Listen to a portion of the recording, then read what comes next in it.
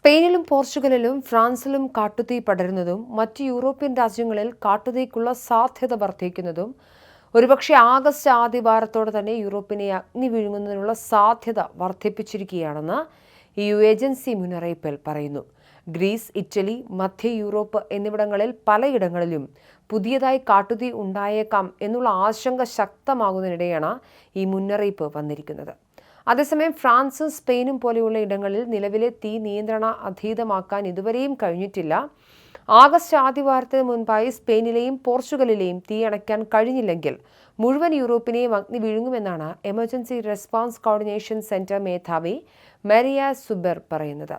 European ചരിത്രത്തിൽ തന്നെ ഏറ്റവും അധികം കാട്ടുതീ പടർന്ന ഒരു വർഷമായി മാറും 2026 എന്നും അവർ മുന്നറിയിപ്പ് നൽകുന്നു. അതിനിടയിൽ തുർക്കിയിലെ ഒരു ജനപ്രിയ വിനോദസഞ്ചാര കേന്ദ്രത്തിലും കാട്ടുതീ പൊട്ടിപ്പുറപ്പെട്ടു. തെക്ക് പടിഞ്ഞാറൻ തുർക്കിയിലെ മുഗ്ല പ്രവിശ്യയിലുള്ള ഒരു കാർഷിക ഭൂമിയിലാണ് അഗ്നിബാധ ആരംഭിച്ചത്. തുടർന്നത് സമീപത്തുള്ള വനത്തിലേക്ക് പടർന്നു പിടിക്കുകയായിരുന്നു. ഇതോടെ ഇവിടേക്കുള്ള മോട്ടോർവേ താൽക്കാലികമായി അടച്ചിട്ടിട്ടുണ്ട്. 5 അഗ്നിശമന വിമാനങ്ങളും 11 ഹെലികോപ്റ്ററുകളും 40 ഫയർ ട്രക്കുകളും 100 കണക്കിന് അഗ്നിശമന പ്രവർത്തകരും തീയണയ്ക്കാനുള്ള ശ്രമത്തിലാണ്. അതേസമയം ഇംഗ്ലണ്ടിലെ പാതിയോളം പ്രദേശങ്ങളും വരൾച്ചയിലേക്കാണെന്നുള്ള ഏറ്റവും ഞെട്ടിക്കുന്ന ആശങ്കപ്പെടുത്തുന്ന റിപ്പോർട്ടുകൾ വരുന്നുണ്ട്. ചൂടേറിയതും വരണ്ടതുമായ കാലാവസ്ഥ രാജ്യത്തിന്റെ ജലവിതരണത്തെ പ്രതികൂലമായി ബാധിക്കുമ്പോൾ ഇംഗ്ലണ്ടിന്റെ പകുതിയിലേറെ പ്രദേശങ്ങൾ വരൾച്ച ബാധിത പ്രദേശങ്ങളായി പ്രഖ്യാപിച്ചു കഴിഞ്ഞു. ഇംഗ്ലണ്ടിന്റെ മധ്യഭാഗവും കിഴക്കൻ ഇംഗ്ലണ്ടിന്റെയും തെക്കൻ ഇംഗ്ലണ്ടിന്റെയും ഭൂരിഭാഗം പ്രദേശങ്ങളും ഇതിൽ ഉൾപ്പെടുന്നു. ജല ഉപയോഗത്തിന് കൂടുതൽ നിയന്ത്രണങ്ങൾ വന്നേക്കും എന്നതിന്റെ സൂചനയാണിത്. നദികളിൽ ജലനിരപ്പ് കുറയുന്നതും കാട്ടുതീ വ്യാപനവും ഒക്കെയായി അതികഠിനമായ വേനലിന്റെ പ്രത്യാഘാതങ്ങൾ ഇതിനോടകം തന്നെ ബ്രിട്ടനെ ബാധിച്ചു കഴിഞ്ഞു. അതിനു പുറമെയാണ് ഏകദേശം 20 മില്യണിലധികം ജനങ്ങൾ ഹൗസ് പൈപ്പ് നിരോധനം അഭിമുഖീകരിക്കുന്നത്. വടക്കൻ വെയിൽസും അപ്പർ സെവേൻ റിവർ ബേസിനും കഴിഞ്ഞയാഴ്ച തന്നെ വരൾച്ച ബാധിത പ്രദേശമായി നാഷണൽ റിസോഴ്സ് വെയിൽസ് അറിയിച്ചിരുന്നു.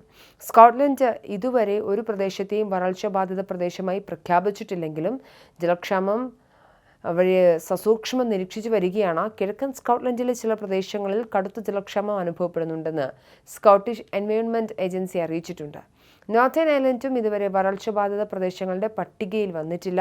ഇംഗ്ലണ്ടിലെ കിഴക്കൻ ആംഗ്ലിയ, ഹെർട്ട്ഫോർഡ്ഷയറും ലണ്ടൻ നഗരം പൂർണ്ണമായും, തെംസ് വാലി, ഹാംഷെയറും ഐൽ ഓഫ് വൈറ്റും, ഡെവൻ, കോൺവാൾ, പടിഞ്ഞാറൻ മിഡ്ലാൻഡ്സ്, വെസ്റ്റ്സെക്സ്, ഡോർസെറ്റ്, സോമർസെറ്റ്, വിൽഷെയർ, തെക്കൻ ഗ്രെസ്റ്റർഷെയർ എന്നിവിടങ്ങളിലാണ് ഇപ്പോൾ വരൾച്ച ബാധിത പ്രദേശങ്ങളായി പ്രഖ്യാപിക്കപ്പെട്ടിരിക്കുന്നത്. വരൾച്ച എന്ന പദത്തിന് സർവ്വസമ്മതമായ നിർവചനം ഇല്ലെങ്കിൽ കൂടിയും അസാധാരണമായ വിധം ദീർഘകാലം വരണ്ട കാലാവസ്ഥ തുടരുകയും ജനങ്ങളെയും പരിസ്ഥിതിയെയും പ്രതികൂലമായി ബാധിക്കുകയും ചെയ്യുന്ന സാഹചര്യം വരുമ്പോഴാണ് ഒരു പ്രദേശത്തെ വരൾച്ച ബാധിത പ്രദേശമായി പ്രഖ്യാപിക്കുന്നത്. എന്തായാലും യൂറോപ്പിലെ സാഹചര്യം ആശങ്കാജനകമാണ്.